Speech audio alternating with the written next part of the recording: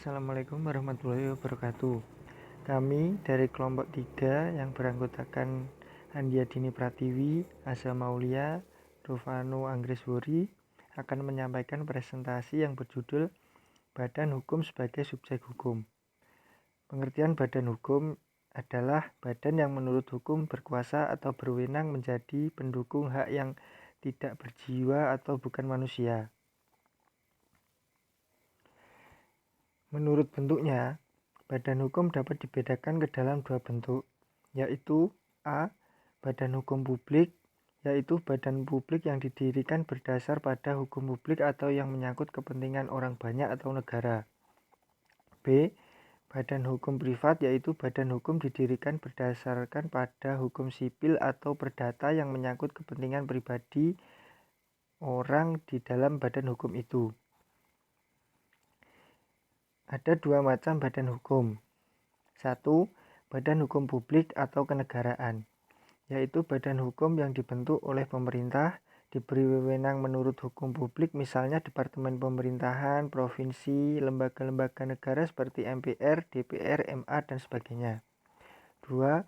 Badan hukum privat atau keperdataan, yaitu badan hukum yang dibentuk oleh pemerintah atau swasta, diberi wewenang menurut hukum perdata. Badan hukum keperdataan ini mempunyai bermacam ragam tujuan keperdataan, dan yang termasuk ke dalam kategori badan hukum privat adalah penghimpun, PT, firma, CV, MAI, koperasi, dan yayasan.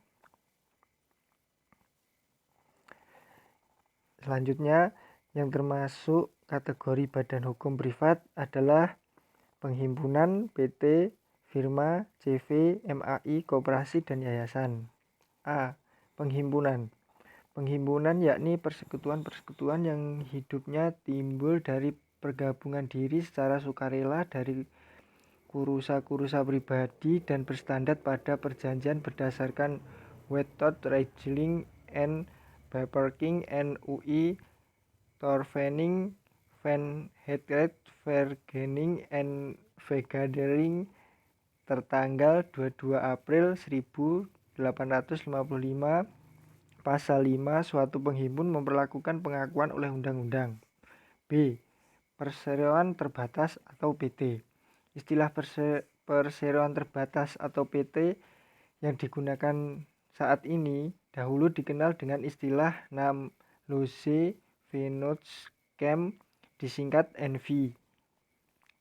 Ciri-ciri perseroan terbatas ini sendiri adanya persekutuan atau persetujuan antara dua orang atau lebih menyerahkan atau memusnahkan suatu barang atau uang atau tenaga dengan maksud untuk mengusahakan itu dan membagi keuntungan yang didapatnya dengan modal perseroan tertentu yang terbagi atas saham-saham. Para persero ikut serta dalam modal itu dengan mengambil suatu saham atau lebih, melakukan perbuatan-perbuatan hukum dua nama yang sama dengan tanggung jawab semata-mata terbatas modal yang mereka setorkan.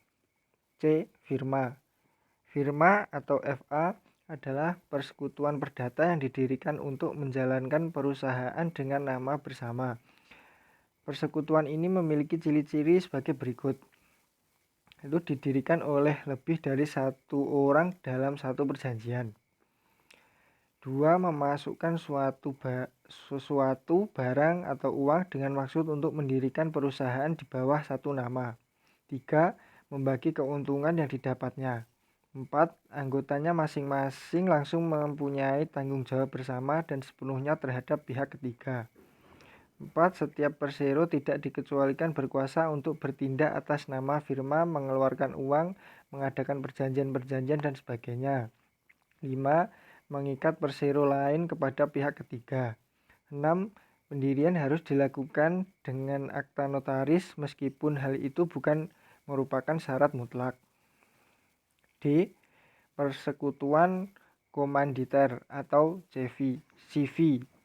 Pada dasarnya persekutuan komanditer atau Commandeitary Vennootschap atau CV adalah persekutuan firma yang mempunyai satu atau lebih sekutu komanditer.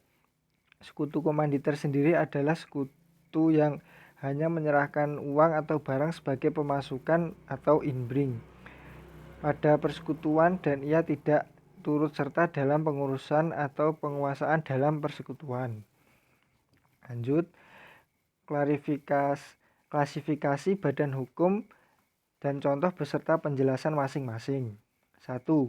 Badan hukum yang dibentuk oleh pemerintah adalah badan hukum yang sengaja diadakan oleh pemerintah untuk kepentingan negara. Contoh, badan-badan pemerintah, perusahaan-perusahaan negara. 2. Badan hukum yang diakui oleh pemerintah adalah badan hukum yang dibentuk oleh pihak swasta atau pribadi untuk kepentingan pribadi pembentuknya sendiri. Contoh, PT dan koperasi. 3. Badan hukum yang diperbolehkan atau untuk suatu tujuan tertentu yang bersifat ideal seperti yayasan, pendidikan, sosial, keagamaan, dan lain-lain. Syarat-syarat dan tata cara pembentukan bantuan hukum. 1. Adanya harta kekayaan sendiri. Badan hukum itu memiliki kekayaan sendiri yang terpisah dengan harta kekayaan pribadi, anggota, pendiri, atau pengurusnya. 2. Adanya tujuan tertentu. Tujuan tertentu ini bukan tujuan pribadi atau pendirinya. Badan hukum sebagai pendukung hak dan kewajiban melakukan sendiri usaha mencapai tujuannya. Tujuan tersebut dapat bersifat komersial maupun ideal. 3. Adanya kepentingan sendiri. Badan hukum harus mempunyai kepentingan sendiri.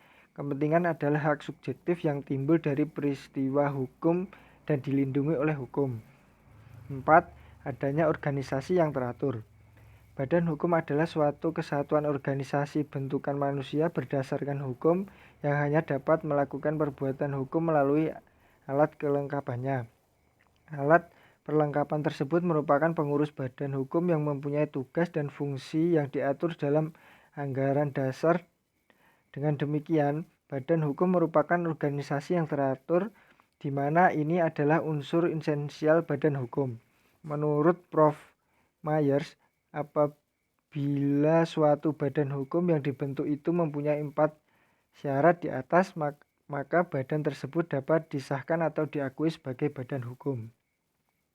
Terima kasih. Sekian presentasi dari kelompok 3. Kurang lebihnya mohon maaf yang sebesar-besarnya. Wassalamualaikum warahmatullahi wabarakatuh.